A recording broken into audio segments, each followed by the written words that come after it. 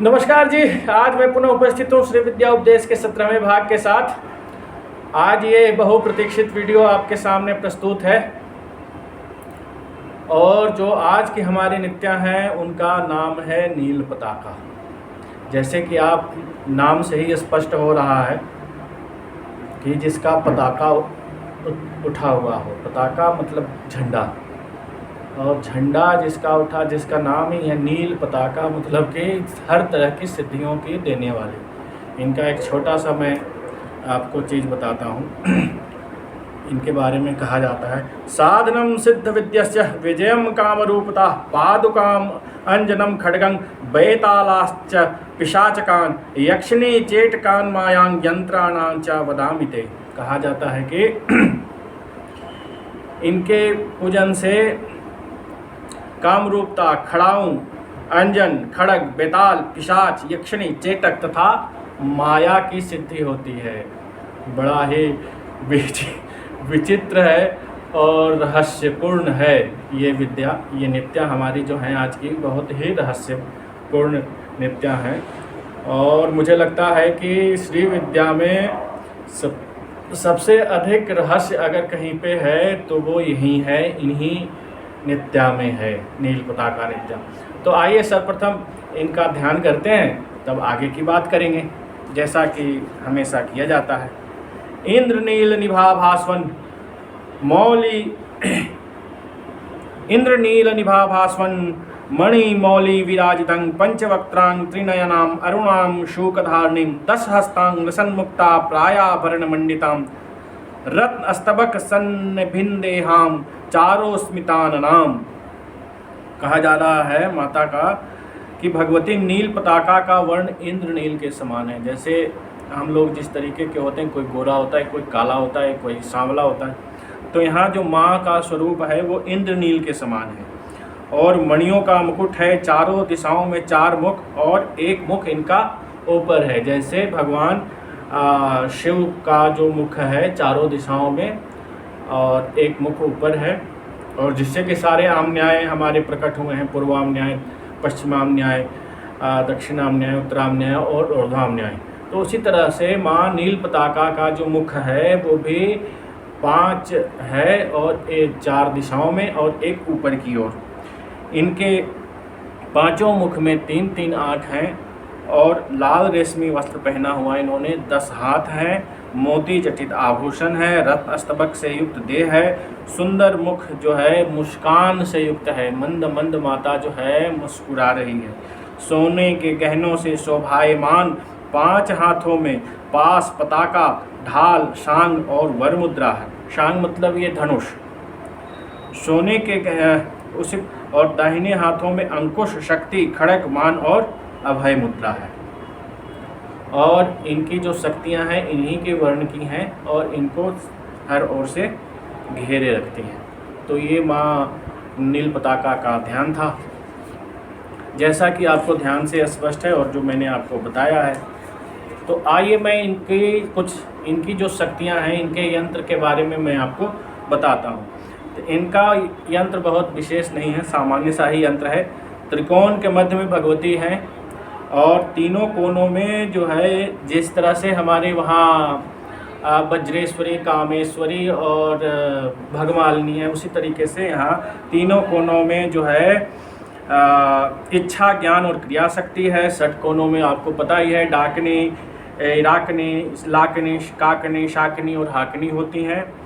और अष्टदल में तो सबको पता है कि अष्टमातृकाओं के साथ अष्टभैरव होते हैं, ब्राह्मी, माहेश्वरी, कौमारी, वैष्णवी, वाराही, इंद्री, चामुंडा और महालक्ष्मी। उसके अलावा अष्टकोण इनका एक अलग सा बनता है। उसमें जो है सुमुखी, सुंदरी, सारा, सुमना, सरस्वती, समया, सर्वांग और सिद्धा, ये 8 शक्तियाँ हैं।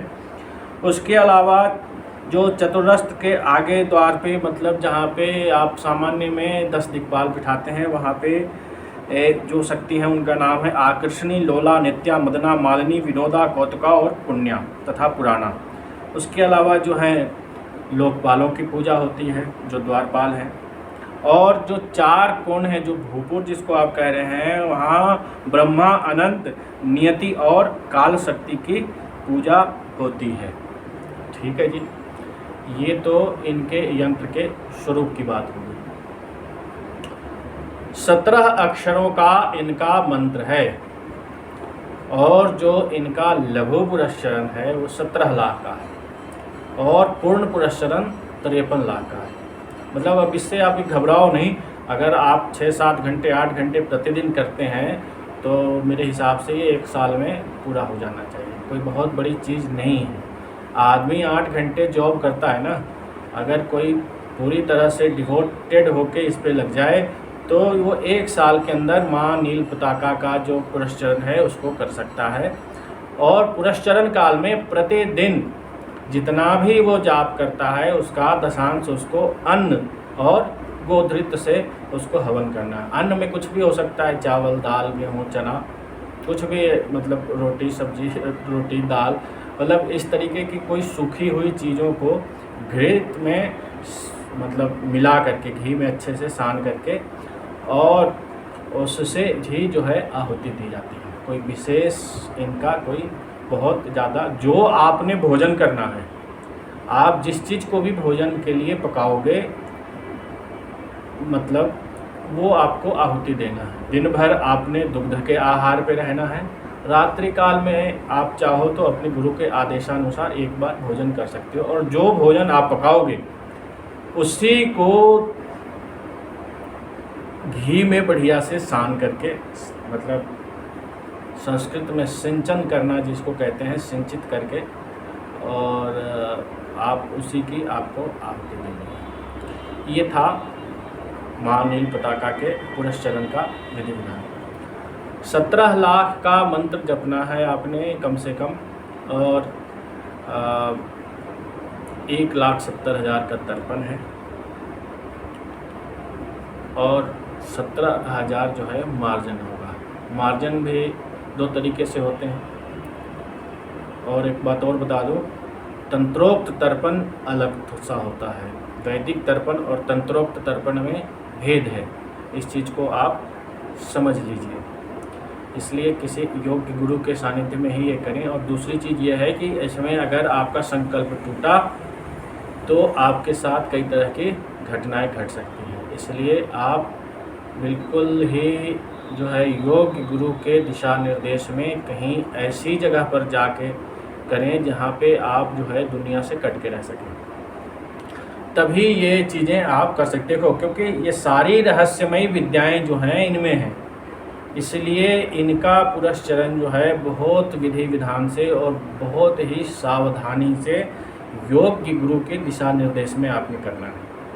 तो 17 लाख का आपने पुरस्चरण करना है, कम से कम 17 लाख कर लो। अगर 53 लाख हो जाए तो अति उत्तम है, नहीं तो 17 लाख तो कम से कम करो।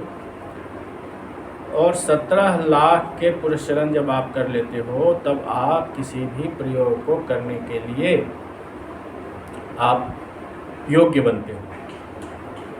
और प्रयोग क्या क्या है वो मैंने आपको बताया ही। तो आइए इनके प्रयोग के बारे में जानते हैं। देखो,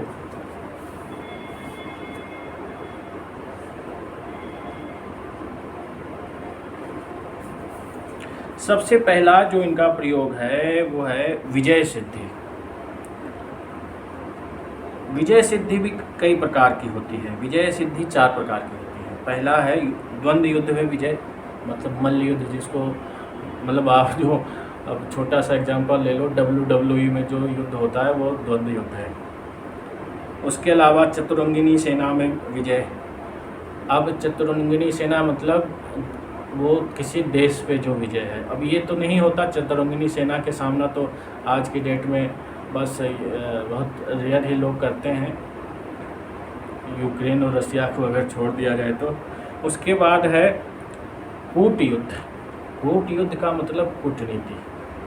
कूटनीति जैसे हमारे अमित शाह जी खेलते हैं कूटनीति, कि कहीं से भी कभी शिवसेना को फोड़ देते हैं, कभी नीतीश कुमार को डरा देते हैं। लेकिन जो वास्तव में जो दिमाग पाया है अमित शाह जी ने, वो मतलब मैं क्या कहूँ, अनुपम है। वो कूटनीति कहलाती है। और उस कूटनीति में विजय प्राप्त करने के लिए इनकी शरण लेनी चाहिए, इनका माँ नील पताका का। उसके अलावा है जी दुर्ग युद्ध में विजय। दुर्ग युद्ध भी अब नहीं होते कि मतलब आपको किसी ने दुर्ग में घेर लिया, वो चीज़ें अब नहीं होती। तो आज की डेट में 2 चीज़ें होती हैं। पहला तो मल्ल युद्ध, अब ये भी आमतौर पे सामान्य लोग नहीं करते। हाँ, रही बात कूटनीति की, तो आज की डेट में व्यक्ति को पग पग पे इस तरह की कूटनीतियों का सामना करना पड़ता है। घर में हो, घर में भी राजनीति आजकल होने लगी है, और दफ्तरों में, ऑफिसों में तो पूछो ही मत कि क्या क्या राजनीति लोग खेलते हैं। तो इस तरीके का जो है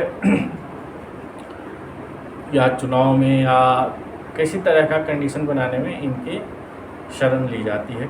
मतलब कहने का मतलब ये है, जो कूटनीतिक प्रपंच करते हैं उस तरीके से वो नील पताका की सिद्धि अगर हो तो आपको कूटनीति में कोई हरा नहीं सकता।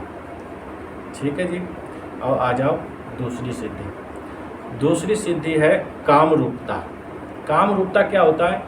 कामरूपता का मतलब ये है कि आपका सौंदर्य इतना बढ़ जाएगा कि आपको जो देखे वही मोहित हो गए। इसका एक मतलब तो ये हुआ। दूसरा मतलब ये हुआ कि आप जैसा चाहे वैसा रूप धारण कर लो, ये कामरूपता कहलाती है। कहने का मतलब ये है कि आज मैं जो भी हूँ, कल को मुझे दिल करे कि मैं अमिताभ बच्चन बन जाऊँ तो अमिताभ बच्चन की कॉपी बन जाऊँगा। कल को मन करे कि मैं मोदी बन जाऊँ तो मोदी बन जाऊँगा। ये कामरूपता की सिद्धि है। मतलब कि आपको जो चाहे वो रूप आप धारण कर सकें, ये है कामरूपता। अब आ जाओ इसके आगे, खड़ाऊँ। खड़ाऊँ तो आप सभी जानते होंगे, जो भी साधना लाइन में है, और जो नहीं है साधना के तो मैं उनको थोड़ा सा बता दूं कि पहले के समय में लोग लकड़ का, आप ये समझो, चप्पल पहनते थे, और जो लकड़ी का जो चप्पल है वही खड़ाऊँ कहलाता है। अगर जो लोग नहीं जानते, वैसे तो सब आमतौर पर जो भी साधना मार्ग में उन सबको पता है कि खड़ाऊँ क्या होती है।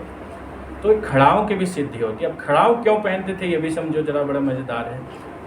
हम लोगों जितना ज़्यादा गुरुत्वाकर्षण हम झेलते हैं उतना जल्दी हमारा जो है शरीर वृद्ध होता जाता है और हमारी ऊर्जा खिंचती जाती है। हम क्यों थकान महसूस करते हैं? क्योंकि जो 9.8 न्यूटन के जो गुरुत्वाकर्षण है वो हमारी शरीर से चूस रही है, सारी ऊर्जाओं को खींच रही है, अपने आप में धरती में समा रही है। तो इसको रोकने के लिए, चूँकि लकड़ी जो है बैड कंडक्टर है, चाहे वो इलेक्ट्रिसिटी हो या मैग्नेटिक फील्ड हो, इन सब चीज़ों का बैड कंडक्टर लकड़ी होता है।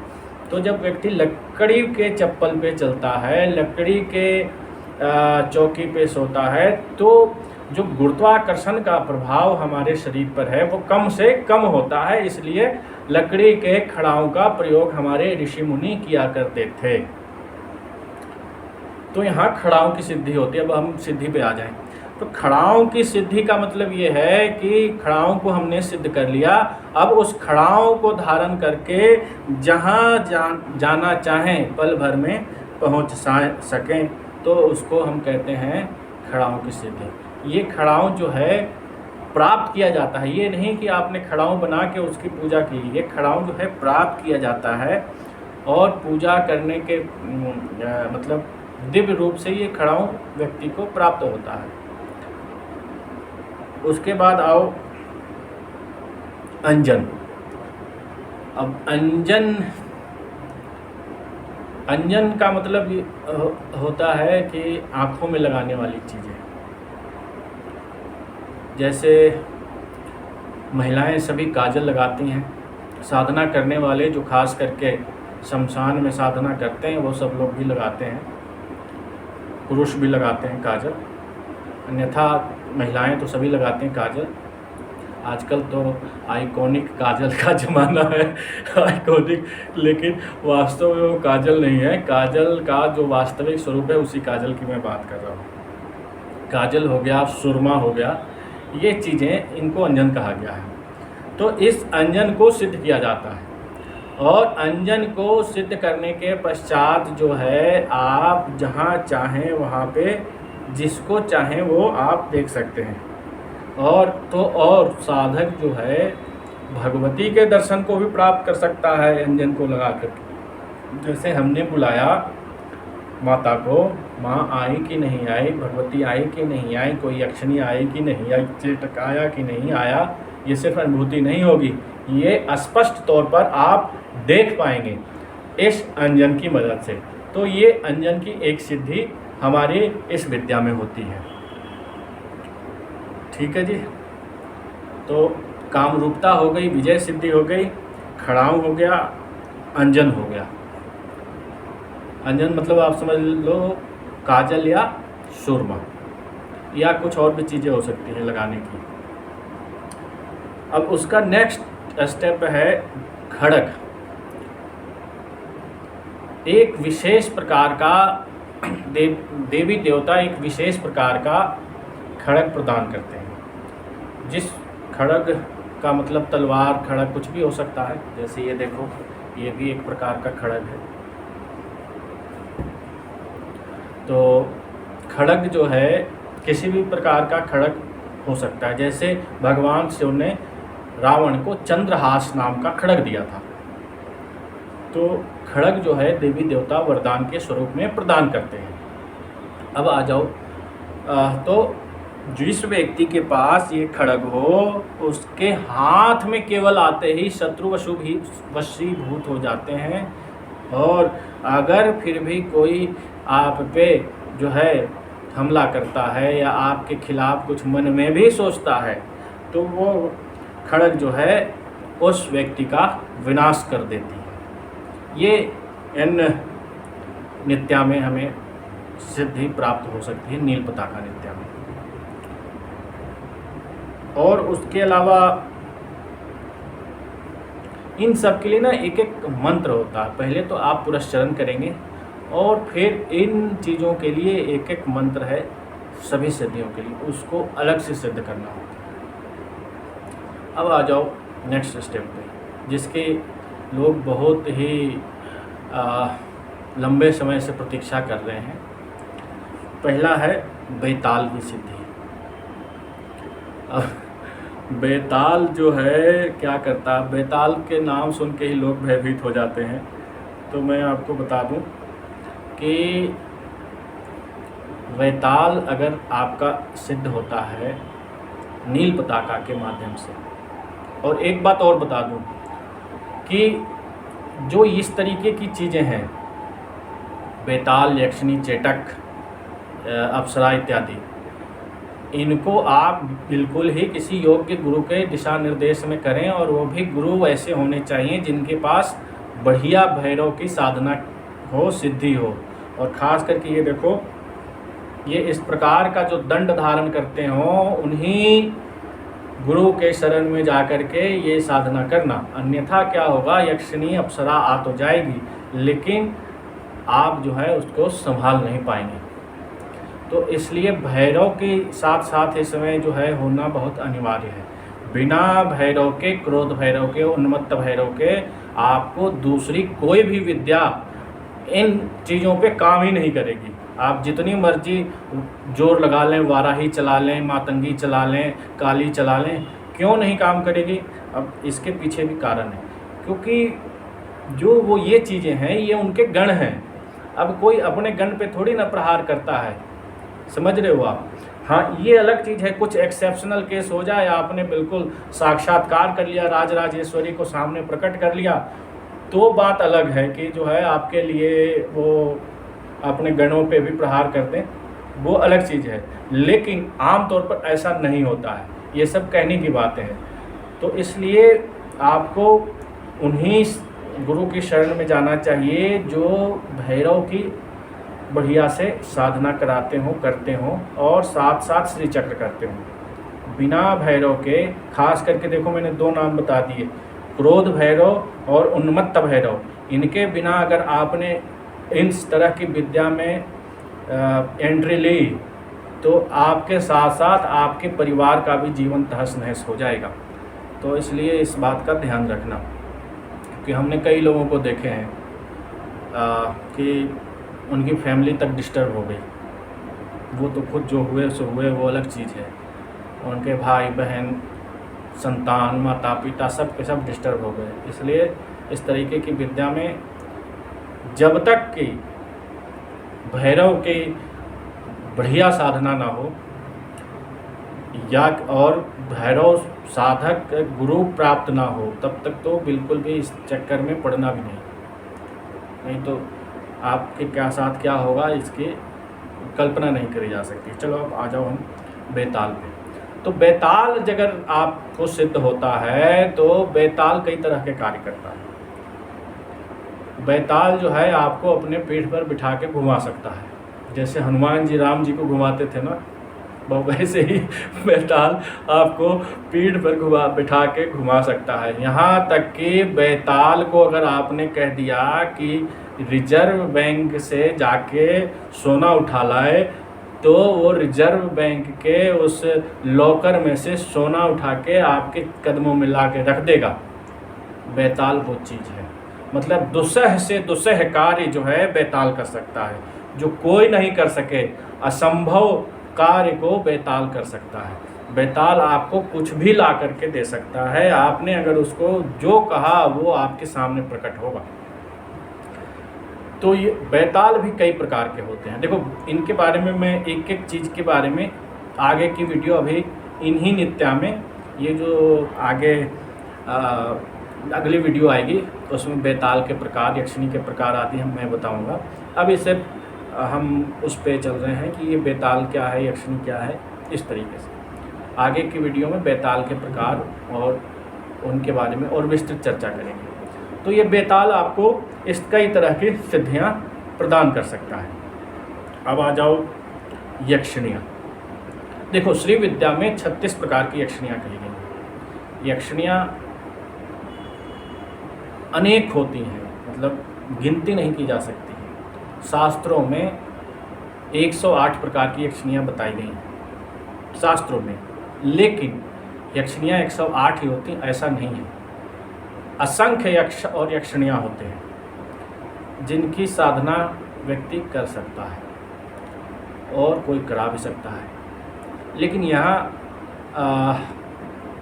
हमारे श्री विद्या में यक्षिणियों की संख्या 36 बताई गई है। उन 36 के अलग अलग नाम है, अलग अलग स्वरूप है, अलग अलग कार्य है। उसके बारे में जो विस्तृत चर्चा होगी वो अगले वीडियो में होगी। तो यक्षिणियाँ क्या करती हैं? यक्षिणियाँ जो हैं ये बहुत खूबसूरत, सबसे पहले तो ये समझ लो कि यक्षिणियाँ जो हैं बहुत सुंदर हो सकती हैं। आप जो जिस सुंदरता की कल्पना करो उससे भी कई गुना सुंदर जो है यक्षिणियाँ होती हैं। मतलब अगर सामने प्रकट हो जाए तो बस देखते रहोगे, पल के नहीं गिरेंगी, इतनी सुंदर यक्षिणियाँ होती हैं। और यक्षिणियाँ जो है 2 हाथ वाली होती हैं, 2 भुजाओं वाली होती हैं, विचित्र प्रकार के वस्त्र पहनती हैं और विचित्र ही आभूषण से सुसज्जित होती हैं। पुष्प के आभूषणों से सुसज्जित होती हैं, सोने के आभूषणों से सुसज्जित होती हैं और ये आपका सारा अभीष्ट कार्य करती हैं। यक्षिणी के बारे में जो जानते होंगे वो जानते होंगे कि यक्षिणी घर सारा कार्य करती है। मतलब यक्षिणियों को कोई माँ बना के सिद्ध करता है, कोई पत्नी बना के सिद्ध करता है, कोई प्रेमिका बना के सिद्ध करता है, कोई बहन बना के सिद्ध करता है। और तो और मतलब आप ये समझो कि यक्षिणियाँ आपने उसको जिस भाव में माना वो उस भाव की पूर्ति करती हैं। अगर माँ बनाया तो वो आपको पुत्रवत स्नेह के साथ जो है सदा आपके साथ रहेंगे और आपका रक्षण करते रहेंगे। पत्नी बना लिया तो पत्नीवत व्यवहार करेगी आपके साथ और जो है आपका मतलब और तो और यक्षिणियों का मैंने जो प्रभाव देखा है, हमारे 3-4 शिष्यों ने यक्षिणी किया है, व्यक्ति का कायाकल्प हो जाता है। ये बात आप जान लो, ये बहुत रेयर आपको सुनने को मिलेगा कि व्यक्ति का समय उल्टी दिशा में चलने लगता है। आप अगर 50 साल के हो तो ऐसा लगेगा कि आप 30 साल के होने लगे। यह है यक्षिणी की सिद्धि। तो इसके बारे में भी आगे नेक्स्ट वीडियो में चर्चा करेंगे, जब ये सिद्धियाँ किस किस प्रकार की होती हैं, क्या क्या इसके स्वरूप हैं यक्षिणियों पर। उसके बाद आ जाओ जी, ये युवतियाँ जो हैं, ये यक्षिणियाँ हैं, सुगंधित लेप लगाने वाली होती हैं। मतलब अगर जैसे ये प्रकट होती हैं तो पूरा वातावरण जो है सुगंध से भर जाता है। और दूसरी चीज़ ये है, एक और मैं आपको अनुभव की बात बताता हूँ। यक्षिणियाँ जहाँ प्रकट होती हैं, गर्म से गर्म जगह पे भी जो है ठंडक हो जाता है बिना एसी के। ये यक्षिणी की आने का आभास है। ये मैं इसलिए बता रहा हूँ क्योंकि ये हमने अनुभव किए हुए हैं, ये हमारे अनुभव की चीज़ है, इसलिए मैं आपको बता रहा हूँ। यक्षिणी जहाँ आती है ऐसा माहौल बनता है कि पूरा वातावरण सुगंधित हो जाता है। दूसरा, बिना एसी के वातावरण बिल्कुल ठंडा हो जाता है। उसके बाद आओ जी, चेटक। चेटक का स्वरूप विचित्र होता है। मतलब ना वो इंसान है, ना वो जानवर है, ना वो, मतलब कुछ अलग ही टाइप का जीव है, एक तरह से आप उसको कह सकते हो। और इसके 64 प्रकार हैं चेटकों के, 64 अलग अलग मंत्र हैं। जैसे यक्षिणियों के 36 प्रकार हैं तो 36 मंत्र हैं और 36 प्रकार के कार्य ये करती हैं। उसी तरीके से चेटक 64 प्रकार के हैं। यहाँ श्री विद्या की बात हो रही है और केवल श्री विद्या में जो ये चेटक और यक्षिणियाँ हैं उनकी बात हो रही है। वैसे मैंने आपको बताया असंख्य यक्षिणियाँ हैं, असंख्य चेटक हैं, असंख्य बेताल हैं, कोई गिनती नहीं है। 108 तो जो है शास्त्रों में दिए हुए हैं जो मैं जानता हूँ, इसके अलावा असंख्य हैं, कोई गिनती नहीं है। और ये सिद्ध होने पर साधक के सभी इच्छाओं की पूर्ति करते हैं चेटक। मतलब ये आप एक तरीके से समझो, आपने बहुत सुना होगा गूगल में 1.5 फुटिया, ये एक प्रकार का चेटक ही है। तो ये इसके भी प्रकारों के बारे में अगले वीडियो में आएंगे। उसके बाद आओ जी, माया। माया कहने का मतलब ये है कि भ्रम एक प्रकार का। जैसे जादूगर को ले लो, कई ऐसे जादूगर होते हैं जो व्यक्ति को हिप्नोटाइज करके जो दिखाना चाहते हैं वो व्यक्ति देखता है। कुछ ऐसे भी होते हैं जो कलाकारी करते हैं, लेकिन कुछ ऐसे भी जादूगर होते हैं जो हिप्नोटाइज करके और जो चीज़ों को आपको दिखा सकें, जो वो दिखाना चाहेंगे वही आप देखेंगे। तो ये एक प्रकार की माया की सिद्धि है। और माया की भी विचित्र सिद्धि होती है और विचित्र प्रकार की सिद्धियां होती हैं। तो जी अभी ये वीडियो चलेगा, थोड़ा हो सकता है 1-2 पार्ट इसमें और भी चले, और ये वीडियो काफ़ी लंबी हो गई है तो अब यहीं पे विराम देना चाहूँगा। धन्यवाद। श्री मात्रे नमः।